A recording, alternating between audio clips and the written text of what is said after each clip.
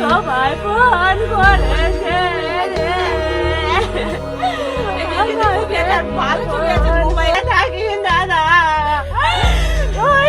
কইলু ভাইয়া তুই একলাই কেটে থাকবো রে দেখি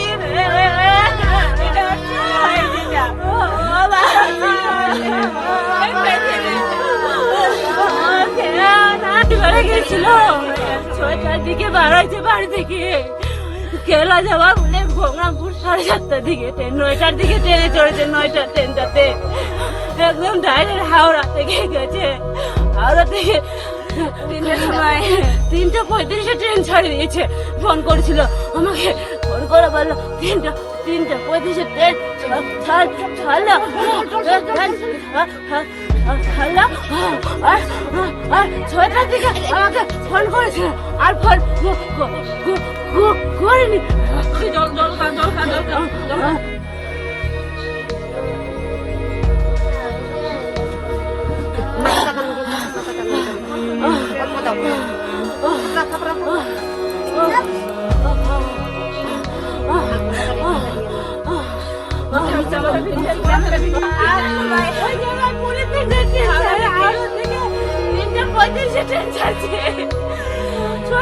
আমাকে ফোন করে বললো কোথায় আছিস আমি হাটে গেছিলাম টাকা পড়তে করলো না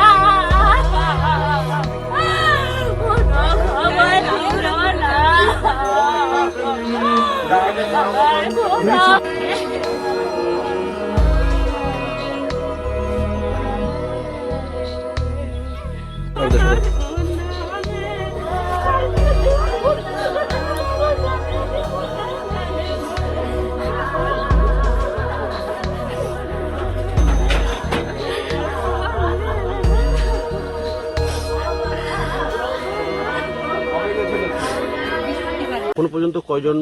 এই ট্রেন দুর্ঘটনায় যারা এখনো কি পর্যন্ত কি খবর পেয়েছেন? আমার এই সংসদের চন্দন রায় এবং তার সঙ্গে তার বোন জামাই নিত্যেন রায় এরা দুজনে কাজের সন্ধানে কেরালার উদ্দেশ্যে করমণ্ডল এক্সপ্রেসে প্যাসেঞ্জার হিসেবে উঠেছিল। নিত্যেন রায়ের ফোনটা অ্যাক্সিডেন্টের পর আমরা দূরদর্শনে খবর দেখার পর তার পরিবারের লোকেরা যখন কন্ট্যাক্ট করার চেষ্টা করে তার ফোনটা খোলা ছিল। অন্য একজন প্যাসেঞ্জার সম্ভবত ফোনটা রিসিভ করে বলে যে এই লোক অলরেডি স্পট ডেথ, তার পকেটে আমরা এই ফোনটা পেয়েছি, কিন্তু তারপর থেকে সেই লোক ইয়েটা আর পাচ্ছি না, যোগাযোগ পাচ্ছে না, বিচ্ছিন্ন। আর চন্দন রায় যে আমার এই বাড়ির ছেলে কাজে গেছে, তার ওই অ্যাক্সিডেন্টের পর থেকে এখনো পর্যন্ত ও যখন ট্রেনটা রওনা দেয় তখন তার গিন্নিকে জানায় যে আমাদের ট্রেন রওনা দিল হাওড়া থেকে, আমরা কেরালার উদ্দেশ্যে রওনা দিলাম বা চেন্নাইয়ের উদ্দেশ্যে রওনা দিলাম, কিন্তু তারপর থেকে আর কোনো যোগাযোগ নেই। আমরা অলরেডি তখন থানায় ইন্টিমেশন জানিয়ে এসেছি এবং যে হেল্প নাম্বারগুলো আমাদের দেওয়া হয়েছে টিভির স্ক্রিনে আমরা তাদের সঙ্গে যোগাযোগ রাখছি। আমরা